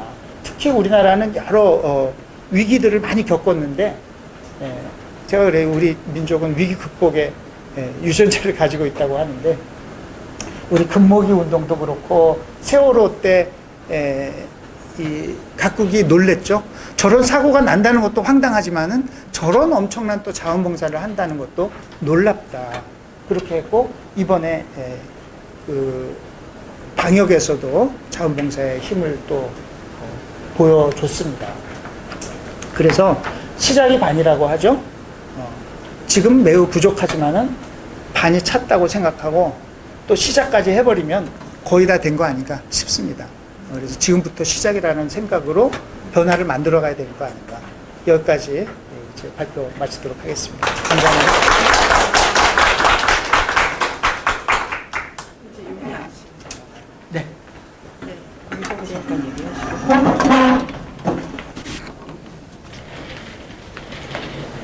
이렇게 하셔야 되나? 이어서 한국중화자원센터장님이신 권미연 센터장님께서 패널로 참여하셔서 두 분이 같이 말씀을 나누시면서 저희가 궁금한 것들을 좀 이야기를 하고요. 결국은 이 좋은 말씀 주신 것을 우리 현장에 받아들였을 때 우리는 어떤 질문을 좀 가져야 될까, 또 우리는 또 어떤 방향을 좀 지향해야 될까에 대해서 서로 계속 탐색하고 싶어 할 것 같습니다. 저희를 대신해서 질문도 던지고 같이 이야기 나누실 권미영 센터장님을 일단은 박수로 환영하면서 두 분의 패널 토론 시간 열도록 하겠습니다. 네. 안녕하세요. 반갑습니다. 교수님 네, 감사합니다. 반갑습니다. 네네. 이제 저도 조금 이렇게 뵙는 방식이 조금씩 익숙해지고 있는 것 같습니다. 저희가 진행하는 이 웨비나는 코로나19 시대를 지나며 우리 시대의 전환을 질문하고 그리고 답을 찾아보기 위해서 만들어졌습니다. 21세기 그리고 지금 사회에 어울리는 이제 사회적 얼개는 과연 뭐고 그것에 맞는 작동 방식은 어떤 것일까 뭐 이런 것들을 좀 계속 고민하고 있는데요. 근데 가장 중요한 건 어쨌든 자율적인 시민사회하고 그 다음에 민주주의, 그 민주주의가 어떻게 결합되는 것인가, 뭐 이런 부분들이 좀 핵심인 것 같습니다. 사실, 교수님 조금 쉬는 시간 마련해 드리려고 제가. 한 시간 동안 너무 그 중요한 내용들 열강을 해주셔서 감사드리고요. 코로나19 이전에도 저희는 어쨌든 위험하고 반목에 매우 노출되어 있는 그런 사회였었고, 그다음에 이런 그 문제는 매우 본질적이고 또 만성적이고 그다음에 전 지구적인 스케일로 다가와 있었다고 생각을 합니다. 예. 아까 이제 강의에서 말씀드린 것처럼 이런 부분의 근본적인 해결을 하기 쉽지 않은 세상인 것도 있습니다만 자꾸 유예하고 뭐 미뤄버리고 누구 탓을 하고 이런 부분들이 있었던 생각이 듭니다. 언뜻 떠오르는 것도 어쨌든 생태계 위기가 뭐 상당히 심해져 있고 그 다음에 불평등 구조라는 게 전 세계적으로 만연해 있고 그 다음에 이 글로벌 경제 시스템이라는 게 사실 빚에 의한 연명 이런 부분들이 아주 일상화된 사회였기 때문에 이 시스템의 일부를 살짝 손보는 것보다는 이 세계가 구성되고 움직이는 기본적인 시스템에 대한 좀 질문을 가하고, 예, 그리고 그것을 재구성하려는 노력이 필요한 때가 아닌가. 그래서 그 당시에도 저희가 계속 주장했던 게, 요걸 잠깐 방식을 바꾸는 게 아니라 우리가 어떻게 대처하는가에 따라서 그것이 인류 미래를 결정하는데 매우 중요한 영향을 미칠 것이다 라는 부분들을 고민하고 있었는데요. 좀 전에 이제 그 교수님의 강의를 들으면서 이걸 진취적인 방법으로 나갈 것이냐 아니면 또다시 퇴보할 것이냐의 결정은 사실 인간의 삶 그리고 이제 지구의 지속성을 무엇을 중심으로 놓고 보느냐 이런 측면에서 매우 중요한 것이 아닐까 이런 생각이 듭니다. 교수님 제가 2년 만에 뵙습니다. 네, 그런가요? 네. 2년 전 제가 마음 같아서는 더 가까이 붙고 싶은데 지금 네, 사회적 거리두기를 해야 돼서 네. 마음은 매우 가깝습니다. 네. 2년 전 광주에서 그때 저희가 컨퍼런스를 진행하면서 그때 주제가 시민 주권 시대 변화를 주도하는 자원봉사로 교수님께서 기조 강연을 해주셨어요. 네. 저는 요 핵심적 내용을 2개로 좀 기억을 하는데 오늘 말씀하신 강의도 그 궤를 같이 하고 있는 것 같아서 일단 첫 번째는 그런 거였습니다. 자원봉사의 출발은 매우 개인적인 차원의 이타적인 행동이다. 그리고 이 자체로서 그 자체로서 매우 가치 있는 행위인데 거기에다가 추가적인 가치를 생산한다 라고 말씀해 주시면서 자원봉사자의 이타적인 행동은 그 행위의 수혜자는 물론 옆에서 이걸 지켜보는 사람들에게까지 그때 옥시토신 말씀을 해주시면서 그 분비를 증가시키고 그에 따라서 그걸 보는 많은 사람들이 더 이타적 행동과 친절함을 가질 수 있도록 유도하는 것이다. 뭐 이렇게 말씀을 해주셨습니다. 예를 들면 이제 폭력의 악순환에 계속 노출되어 있는 사람이 봉사와 결합되면서 혹은 그 모습을 보면서 치유의 길로 예, 이렇게 변화하기도 하고 그다음에 평범한 사람들을 이타적인 사람으로 변화시키기도 한다. 그래서 자원봉사자는 그 이타적인 행동으로 사회를 좋은 사회로 만들어가는 매우 중요한 영양제와 같다라는 말씀을 이제 처음에 해주셨습니다. 저는 이것을 요렇게 좀 해석을 해봤습니다. 사실 저희가 2월부터 6월까지 6월 초까지의 자원봉사 활동을 조금 이렇게 돌이켜보면 다양한 활동을 하셨습니다. 이 사회적 거리두기의 그 자원봉사 활동의 어려운 시기에도 약 64만 명 정도가 예, 봉사활동에 공식적으로 좀 참여를 해 주셨고요. 뭐 다양한 활동을 하셨습니다. 마스크를 만들어서 나누는 것에서 그치지 않고 이 공적 마스크 양보 캠페인하고 결합시키면서 더 필요한 분들에게 내 공적 마스크를 양보하겠다라고 하면서 1000 마스크를 쓰는 이런 온라인 오프라인 상의 캠페인들이 좀 있었고요. 그 다음에 대표적으로는 안녕 키트, 응원 키트 이렇게 나눠지는 사회적인 약자들에게 그 다음에 자가 격리자들에게 생필품과 위생용품들을 후원을 받아서 전달하는 비대면으로 전달하는 이런 안녕 키트 그 다음에 의료진을 비롯해서 소방인력이라든지 방역인력이라든지 그 다음에 청소노동자들에게까지 열심히 일하시는 분들에게 간식과 이런 건강식품류를 예쁘게 담아서 메시지와 함께 전달하는 그런 그 응원 키트에 대한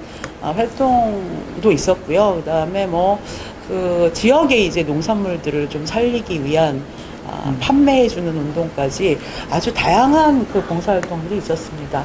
방역은 물론 특별히 이제 이런 재난의 시기에 이중고, 삼중고에 시달리는 사회적 약자들을 돕기 위한 활동까지 아주 다양하게 벌어졌었고 저는 이것이 이런 전국의 자원봉사자들의 온라인, 오프라인을 망라한 이런 활동이 사실 2월 초에 그 소셜 네트워크상의 주요한 키워드를 보면 불안, 죽음, 그 다음에 걱정, 예, 그 다음에 차별, 혐오, 막 이런 부분들이 정말 그 키워드의 대다수를 차지했었는데, 이 봉사자들의 조직적 활동들이 결합이 되면서 3월이 되면서부터는 응원, 그 다음에 도움, 기부, 그 다음에 자원봉사, 이런 배려, 이런 긍정의 키워드로 전환되는 걸 보면서, 아, 이 어려운 시기에도 이렇게 더 어려운 사람들을 위해서, 그 다음에 이제 공동체를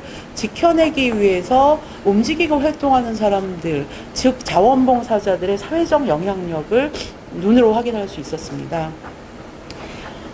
그런 측면에서 어쨌든 이 감염병 재난 시기에 2월부터 6월까지 이 봉사자들의 활동을 보면서 교수님께서는 어떤 생각을 좀 하셨는지, 예, 잠깐 좀 말씀해 주시면 어떨까 생각이 듭니다. 저는 비교적 막연하게 우리 자원봉사자들이 많은 역할을 했다 이렇게 생각을 했는데, 지금 우리 센터장님이 이렇게 구체적으로 이렇게 나열하면서 얘기를 짚어주시니까, 아, 과연 그렇구나. 제가 막연하게 가졌던 생각보다 훨씬 더 사실은 굉장히 중요한 네. 역할을 했구나 하는 것을 제가 네. 좀 느꼈고요. 그래서 많은 사람들이 얘기하기를 K-방역을 뭐 무슨 정부가 잘해서 그렇다 라고 하는 것보다는 이 정부만이 아니라 우리 시민들의 의식 수준, 일단 뭐 거리두기, 마스크, 미국 사람들 잘 안 하잖아요. 그런 것도 참여율이 매우 높고, 또 자원봉사도 이렇게 효과적으로 하고, 그런 부분도 굉장히 컸다라고 하는 것 같고, 제가 생각나는 것은 진천에서 처음에 우리 우한 교민들이 진천에 거기가 네, 이제 반대. 비교적 안전하게 네. 할 수 격리 수용을 할 수 있다고 해서 했더니 이제 반대 운동이 일어났다가 나중에 바로 그게 바뀌었잖아요. 그게 굉장히 그 키워드들을 바꾸는데 중요한 네.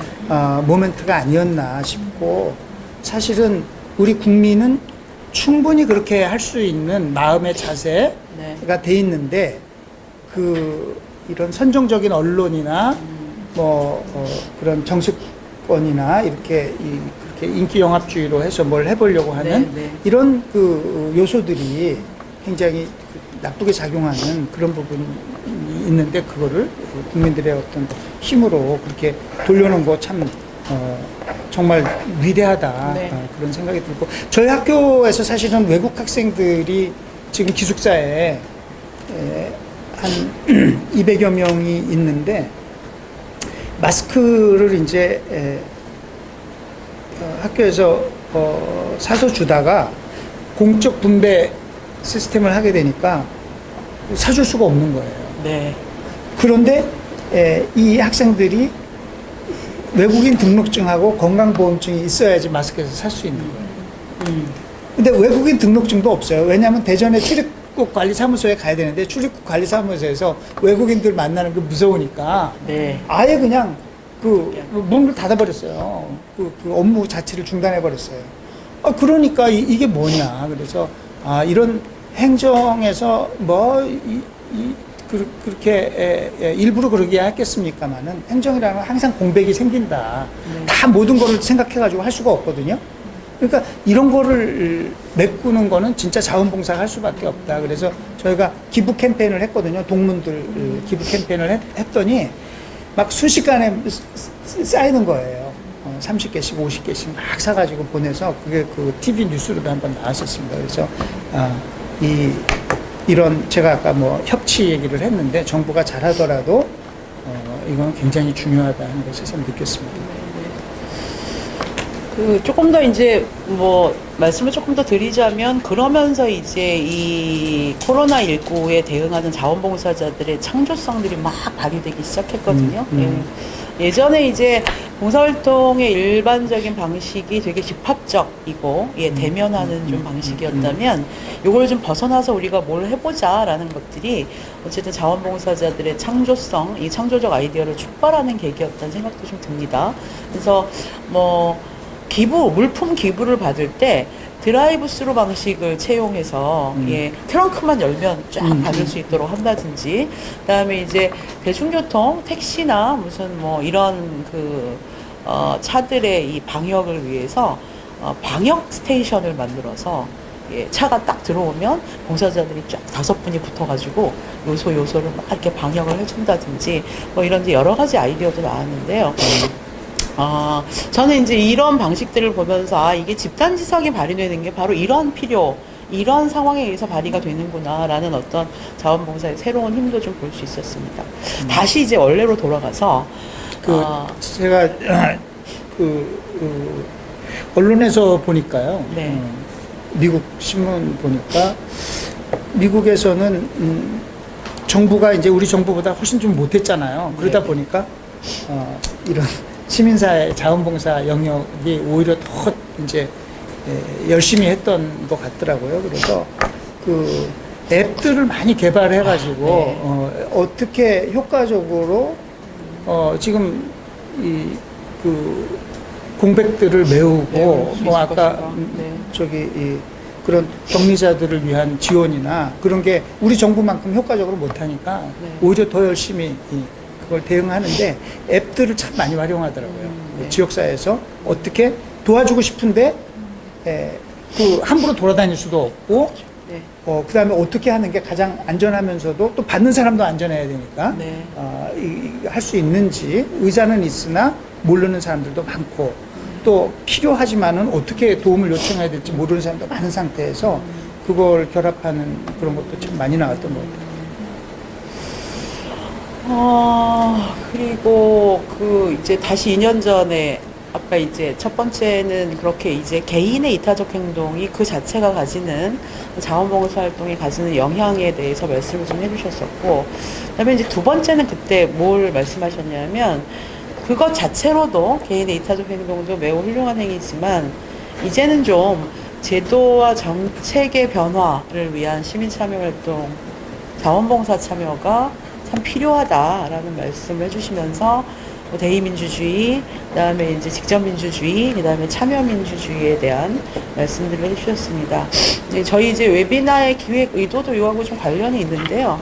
사실 이게 방식의 변화, 예를 들면 대면하던 걸 비대면의 변화, 디지털, 온라인 이런 방식의 변화로 뭐 포스트 코로나, 그다음에 또한 한편으로는 자원봉사의 새로운 표준을 얘기하는 것은 그야말로 본질을 회피하고 현상에만 치중하는 명백한 한계를 보인다고 저는 생각을 합니다. 그래서 사회 문제를 예방하고 완화하는 것이 이제 자원봉사의 필요성, 핵심적 과제라고 한다면 어쨌든 변화하는 사회에 대한 강의를 지금 되게 구체적으로 해주셨습니다만 교수님께서 시간이 없으니까 딱 한 가지로 지금 자원봉사가 준비해야 될 것을 딱 한 가지로 말씀을 좀 해주신다면 어떤 말씀을 해주실 수 있으실까요? 저는 그 답을 못하겠습니다. 네, 너무 질문이 쉽지 않은, 어려워가지고. 어려워. 너무 어려워서. 근데, 그런 것 같아요. 제가 최근에 어떤, 세미나, 이런 웨비나 같은 거를 미국에서 하는 걸 좀 들은 게 있는데요. 네. 그것은, 효과적인 이타주의라고 하는 운동이 있어요. 네. 그러니까 우리가 이런 자원봉사 활동도 하고 여러 가지 좋은 일을 하려고 그러는데, 기왕이면 그것이 가장 효과적으로 세상을 변화시키는 방법이 뭘까, 이제 이런 거를 연구하면서 또 실천하는 그런 사회 운동이 있습니다. 제가 저 딸을 통해서 알게 된 건데, 네. 그래서 거기서 지금 기후변화 문제에 대응하기 위해서 개인이 할 수 있는 여러 가지가 있잖아요. 작은 뭐 여러 가지 실천부터 해가지고 있는데, 그때 이건 뭐 특정인의 주장입니다만은 자기가 쭉 이걸 여러 가지를 좀 분석을 해보니까 가장 좋은 방법은 이 아주 효과적인 운동을 하는 시민단체에 기부하는 게 가장 효과적이다. 그런 얘기를 하더라고요. 왜냐하면 아까도 얘기했지만은 우리가 지금 미국 정부나 EU가 만들어내는 변화는 우리가는 뭐 개인들이 아무리 열심히 해도 도저히 할 수 없는 큰 변화를 만들어낼 수가 있는 거거든요. 그래서 네. 어떻게 그 변화를 이끌어내느냐. 그런데 그것이 이제 다 돈만 내 가지고 되는 건 아니고 누군가 그런 일을 해야 되잖아요. 네. 그래서 이 자원봉사라고 하는 게 제가 아까 이렇게 우리 뭐 외국인들 마스크 못 받는 외국인들을 위해서 해주는 것부터 또 이렇게 굉장히 많은 부분들이 있지만은 어떻게 하면 더 효과적으로 세상을 바꿀 수 있을 것인지에 대해서 네. 제가 그것은 하나의 사례고 뭐 세상이 바꿔야 될 게 투성인데 네, 네. 우리가 좀 더 효과적으로 할 수 있을 것인가. 아까 뭐 어떤 마을에서 뭐 모델 사업을 해보는 것도 있고 뭐 여러 가지가 있습니다만은 그런 좀 질문을 하면서 그냥 좋은 일을 하면 된다를 조금 넘어서서 더 효과적인 어떤 변화를 만들어내는 방법 네. 이런 것들을 하고 그 센터장님이 좀 전에 우리 자원봉사가 이번 코로나19 이 팬데믹에 대응하는 과정에서 여러 가지 혁신, 네. 그 전에 그냥 자원봉사하면 이런 거 하는 거지, 이를 넘어서서 여러 가지 혁신적인 시도들을 했다고 했는데 그런 차원에서 진짜 지금부터는 좀 혁신적인 자원봉사를 생각해 봐야 되지 않을까. 기술과의 접목도 마찬가지고 네, 그렇습니다. 그런 생각을 해봅니다. 네, 네. 감사합니다. 처음 시작할 때는 이 1시간 반 이상이 되게 지루하지 않을까 이런 생각이 들었는데요. 지금 보니까 너무 짧았죠? 예. 지금 질문들이 지금, 채팅창을 통해서 들어오고 있습니다. 교수님께서 말씀하시는 그린 뉴딜의 내용을 들으니 정부 발표하는 매우 허약하고 취약하다라는 생각이 든다라는 질문을 해주셨어요. 그러면서 휴먼 뉴딜, 그린 뉴딜, 그 다음에 디지털 뉴딜 중에 휴먼과 그린에 대한 내용은 기본적으로 자원봉사와 태생적으로 맞닿아 있다. 그런데 이제 디지털 뉴딜과 관련해서는 저희도 좀 생소한 분야다. 첫 번째, 왜 정부 발표와는 이렇게 허술해 보이고 취약해 보이는지, 그 다음에 디지털 뉴딜과 그 다음에 자원봉사가 결합될 수 있는 부분의 지점은 또 무엇인지 그 말씀을 좀 해달라는 질문이었습니다. 세 분이 질문을 하셨는데 제가 시간이 없어서 좀 묶어봤습니다. 아주 좋은 질문들이에요. 네. 날카롭고. 그런데 정부의 그린 뉴딜이 그런 좀 내용이 부실한 건 사실입니다. 제가 그린 뉴딜을 정부가 하겠다 그러니까 저한테 여러 군데서 연락이 왔는데 그거는 이제 한국 정부가 그린 뉴딜을 예기치 않게 한다 그러는데 어떻게 해서 저렇게 됐을까 하고서 나름대로 탐색을 한 결과 어쨌든 유종이라고 조금 관계가 있나 이렇게 이제 착각하신 분들이 저한테 연락을 해오는데 이해하신 거 아닌가요? 그 중에 이 유럽 연합의 그 주한 EU 대사죠. 네, 를 비롯해서 네덜란드 대사, 아까 덴마크 대사 얘기했습니다만은 영국 대사 등등 이 기후 변화에 각별한 관심을 갖고 있는 유럽 국가들이 있어요. 그 대사님들이 많이 연락을 해서 만났더니 한국이 이제 그린 뉴딜을 하겠다고 해서 진짜 잘했다 이런 얘기는 잠깐 한마디 하고 그다음부터는 비판하는 겁니다. 네, 그게 네. 무슨 그린 뉴딜이냐. 그 한국 똑바로 해라. 뭐 그런 식으로 하면 되겠느냐 하는 얘기들을 많이 하시더라고요. 그래서 내가 전기차 타고 다니는데 충전할 데가 별로 없다. 네덜란드 대사 같은 경우는 내가 자전거 타려고 자전거 했더니 여기는 도로가 자전거 길 좀 가다가 끊어지고 뭐 차들은 쌩쌩 달리고 해서 뭐 자전거 못 타겠더라. 이건 뭐냐 뭐 그러고 막 이제 얘기를 하시는데 제가 그래서 마지막 부분에 그거 얘기한 거예요. 뭐 물컵이 네. 지금 반이 찼다고 생각하자. 지금 이제 시작이니까. 네. 그리고 정부는 두 가지가 있습니다. 하나는 아까 말씀드렸는데 우리는 기존의 산업이 너무나 에너지 다소비 산업을 가지고 있다 보니까 불안한 거예요. 이거를 우리가 전환을 한다 그러면 과연 할 수 있을까? 그 경제 부담이 너무 크지 않을까 하는 걱정이 있고 이명박 정부 때 녹색 성장한다고 했었는데 결국은 저거 그린워시다 해가지고 비판만 받았잖아요. 그러니까 이게 자신이 없어요.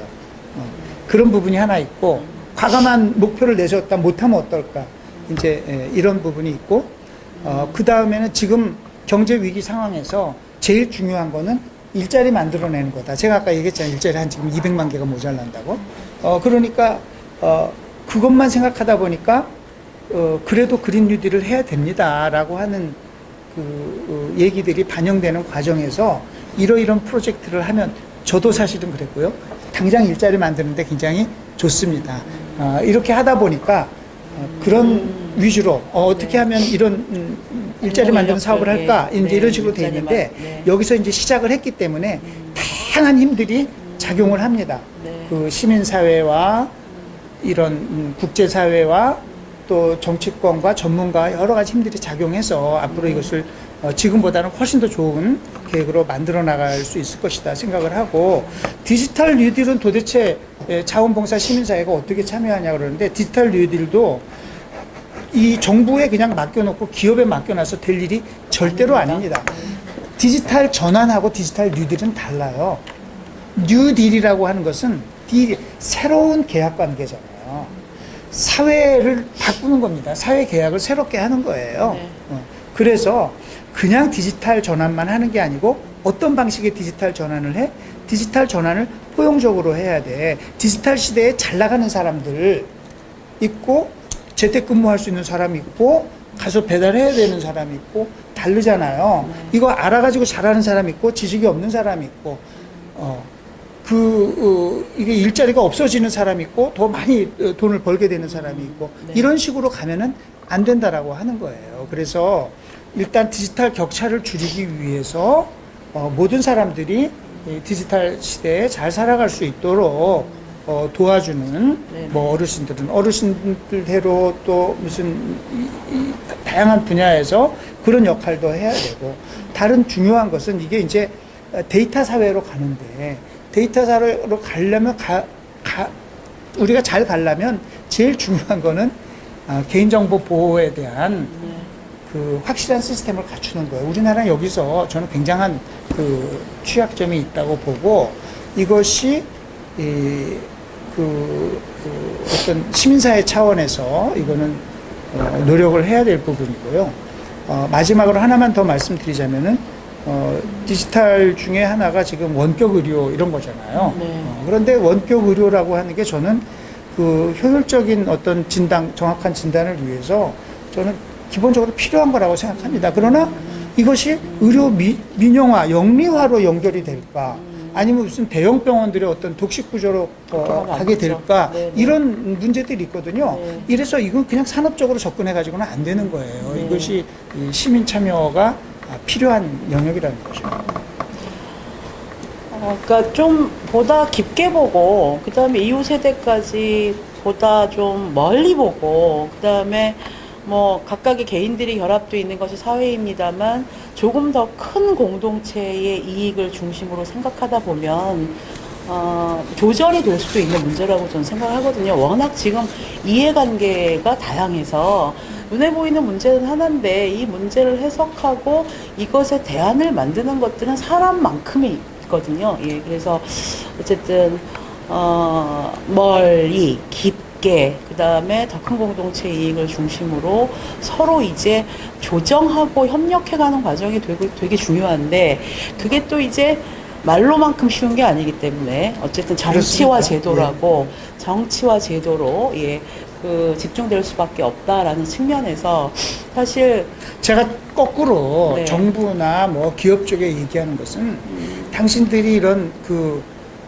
시민사회의 관심사항, 네. 우려, 네. 그런 보다 더 근본적인 어떤 우리 사회적 가치 이런 것들을 무시하고 나가려고 그러면은 가다가 넘어진다. 네, 네. 가다가 네. 넘어진다. 이렇게 근시안적으로 하면 안 된다. 이런 얘기를 강조를 하죠. 이런 때일수록 사실 영리와는 다른 비영리는 왜 존재하는가? 그리고 이후에 비영리의 비전을 무엇으로 가져갈 것인가? 그 내에 또 자원봉사는 어떻게 전환해 나갈 것인가? 라는 부분들이 거시적으로, 미시적으로 같이 고민해 가면서 효과적인 기여에 대한, 효과적인 이타주의에 대한 이런 대안들을 만들어 가야 될 거라는 생각이 듭니다. 교수님 말씀을 들으면서 세상의 모든 것은 연결되어 있습니다. 저희는 지금 자원봉사를 잘 하려고 여기 모여 있습니다만, 그래서 저희에게는 자원봉사가 제일 중요한 핵심적 과제입니다만, 사회는 정말 다양한 것들로 구성되어 있습니다. 경제에도 정말 100만 가지 단위가 있을 거고요. 문화도 그렇고. 그런데 이 연결되어 있는 것들 속에서 변화를 해나간다는 게 쉽지 않습니다.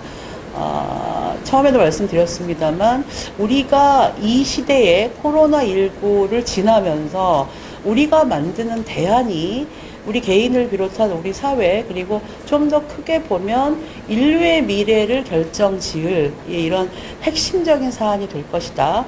이거를 정말 전환과 진보로 갈 것이냐 아니면 또 퇴보로 갈 것이냐 물질이 중심인 이런 갈 것이냐라는 측면에서 민주시민으로서 그다음에 대한민국이라는 공화국의 국민으로서 그다음에 넓게는 시민사회 비영리 활동가로서 또 자원봉사 관리자로서 자원봉사의 방향을 우리가 어떻게 같이 고민하고 토론하고 대안을 만들 것이냐 매우 중요한 시기에 있습니다. 그래서 저희가 이제 자원봉사 웨비나를 만들었고요. 이후 2번 더 진행될 겁니다. 두 번째는 저도 이걸 갖고 왔어요. 네. 사실 이게 코로나 시대로 가면 단절과 외로움이 더 심해질 거거든요. 사람과 사람 사이의 단절, 그 다음에 사람과 사회의 단절, 이로 인한 사회적 문제가 급증을 할 거라는 생각이 듭니다. 사실 지역사회 내에서 어떻게 지역사회 신뢰성들을 강화하면서 이 외롭고 고립된 사람과 그 다음에 사회의 연결 지점들을 만들어낼 것인가, 그리고 그 연결의 플랫폼으로서의 자원봉사센터는 과연 가능할 것인가, 이런 얘기를 이제 다음 주 월요일 날 신인철 교수님이시죠? 모시고 저희가 이런 방식으로 다시 한번 논의를 할 거고요. 그리고 마지막 날짜로는 7월 6일이 되겠습니다. 재난이 일상화된 시대에 그러니까 시민 중심의 방역 체계로 자원봉사센터, 자원봉사 현장을 재구조화한다는 것은 과연 지금 우리에게 무슨 의미, 어떤 역할이 주어지는 것인가에 대해서 정진경 교수님을 모시고 다시 토론회를 엽니다. 월요일마다 가장 바쁘고 긴장되는 이제 시간인데 월요일 10시마다 다음 주, 그 다음 주 온라인으로 좀 참여를 해주셔서 이런 고민의 단초를 같이 하는데 적극적으로 임해 주시기를 부탁드리겠습니다. 마지막으로 교수님. 제가 네. 마지막으로 한두 말씀만 좀 드리고 싶은데 네. 이 단절의 시대를 말씀을 하시니까 제가 갑자기 생각나는 게 지금 누가 가장 고립되고 단절되고 외로울까 생각해 보면 요양병원에 누워 계시는 어르신들이에요. 지금 누가 찾아가지도 못하고 그런데 이것은 정말 우리 사회의 큰 치부고 범죄적 행위라고 생각합니다. 평생을 희생해서 자식들 키워놨더니 요양병원에다가 넣어놓고 이게 말이 됩니까? 그래서 빨리 이것은 우리가 갈수록 고령화 사회가 되고 저도 이제 조금 있으면은 그런 사람이 될 텐데 그렇게 요양병원에 넣어놓지 않고 노인들이 인간적으로 필요한 어떤 돌봄 서비스도 받으면서 마을 공동체에서 함께 살 수 있는 이런 네. 시스템으로 네. 바꾸는 네. 그 의식을 각성시키고 이걸 바꾸는 이게 중요한 계기가 돼야 되겠다. 네, 지금 이게 매우 심각하다는 생각이 들었고 그리고 결국 제가 아까 이제 효과적인 변화를 위한 혁신을 준비하시라고 말씀을 드렸습니다만은 사실은 가장 기본은 자원봉사의 가장 기본은 효과하고도 상관없는 것 같아요. 내가 이거 한다고 해서 무슨 효과가 있으랴. 그럼에도 불구하고 나는 이것을 해야 돼. 네. 나는 이것이 하고 싶어. 그리고 결국은 거기서부터 또 변화의 힘은 나오는 것이다. 네. 그런 이 자원봉사를 하시고 네. 여기에 관심을 갖고 참여하시는 모든 분들께 제가 이렇게 간접적인 만남이지만은 경의를 표하면서 제 말씀 마치도록 하겠습니다. 아니, 하나 더 여쭤보려고. 또요? 네. 사실 책 한 권이나 이제 한 번의 강의로 뭐 사람들의 생각, 뭐 이런 것들을 이렇게 엿볼 수는 없습니다. 그래서 교수님께서 오늘 말씀하신 내용들이 좀 가능한 한 어렵지 않은 뭐 단행본이어도 좋고 아티클이어도 좋고 추가적인 공부를 저희 이제 전국에 저희 동료들이 하고 싶다고 하면 어떤 텍스트를 보면 좋을지에 대해서 잠깐 생각하시는 동안 제가 오늘 갑자기 막 코감기가 와가지고 중간중간에 이게 긴장을 해서 그런가 그래서 뭐 적절치 못한 뭐 이런 잡음도 들어가고 화면에서 막 없어졌다 생겼다 뭐 이래서 죄송합니다. 네. 시간 벌어드리려고 지금. 네. 아니 근데 제가 사실은 한 2달 전에 빨리 책을 좀 써야 되겠다 하고서 네. 지금 바로 그런 질문에 답하기 위해서 이 책을 보십시오 하려고 계획을 세웠었는데 뭐 도저히 시간이 안 나가지고 책 쓰는 거를 포기를 했어요. 네, 포기를 아이고. 했고 뭐 좋은 책이야 뭐 많이 있죠. 그래서 일단 오늘 제가 언급한 책은 제레미 리프킨의 번역이 됐나요? 번역돼 있습니다. 그렇습니다. 예. 그런데 제가 안 봐가지고 네. 번역의 퀄리티가 어떤지는 사실 우리나라 번역서들이 너무 엉터리 번역이 많아가지고 좋은 번역인지 제가 모르겠는데 책 제목이 뭐였었죠? 아까 교수님? 그린 뉴딜입니다. 그린 뉴딜. 네. 뭐 저희가 책 홍보를 하러 온 건 아닙니다만 조금 더 깊이 있게 공부하고 또 이제 가까운 지역의 동료들끼리 한 번 더 이런 토론을 좀 할 수도 있겠다 싶어서 교수님께서는 제러미 리프킨의 그린 뉴딜을 좀 추천해 주셨습니다. 교수님 바쁘시더라도 책도 좀 쓰셔가지고 새로운 저도 서적 정말 나오면 유혹이 많은데요. 제가 이제 살면서 깨달은 것 중에 하나가 매우 멍청한 거죠. 이거 원래 누구나 다 알고 있는 건데 건강이 조금 더 중요하다. 책 쓰는 것도 중요하지만 그게 하나가 있고 지금 아까 말씀드렸잖아요.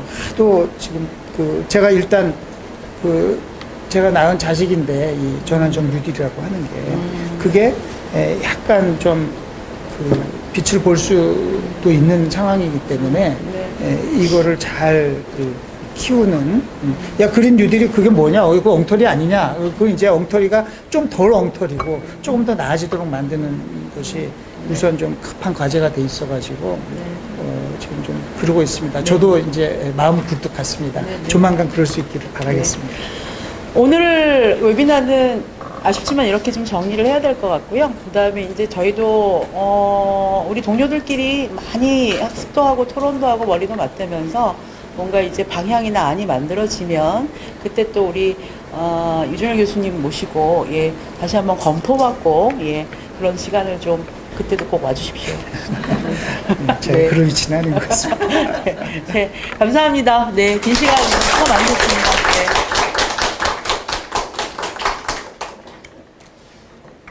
드시죠. 네, 이게 무슨 뉴스 끝난 것도 아닌데. 갑자기 막 재채기가 나가지고, 아이 진짜. 친구 아니냐는 댓글이 있었어. 아 그래요? 아 뭐. 콧물이 막 나고 이래가지고 쉬어야 되는데 사랑을 항상 많이 받으셔가지고 그런 것 같아요. 이런저런 사람들이. 질문들이 꽤 많이 올라오긴 했었는데 다 남지는 못하고. 네네네 이런 질문들이 막 왔는데 이건 뭐 저희가 이제 질문으로서 의미를 계속 남겨두고 예, 네. 또 이제 다른 시간에 또 같이 협의하고 하겠습니다. 식사하러 예 수고하신 교수님께 아유 뭐 수고하셨습니다.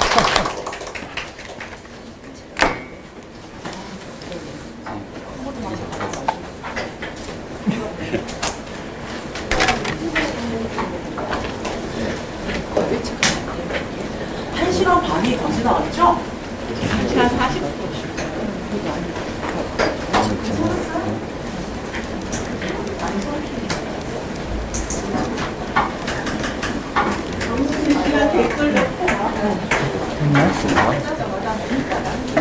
아까 제가 전화를 못 받아서 죄송해요.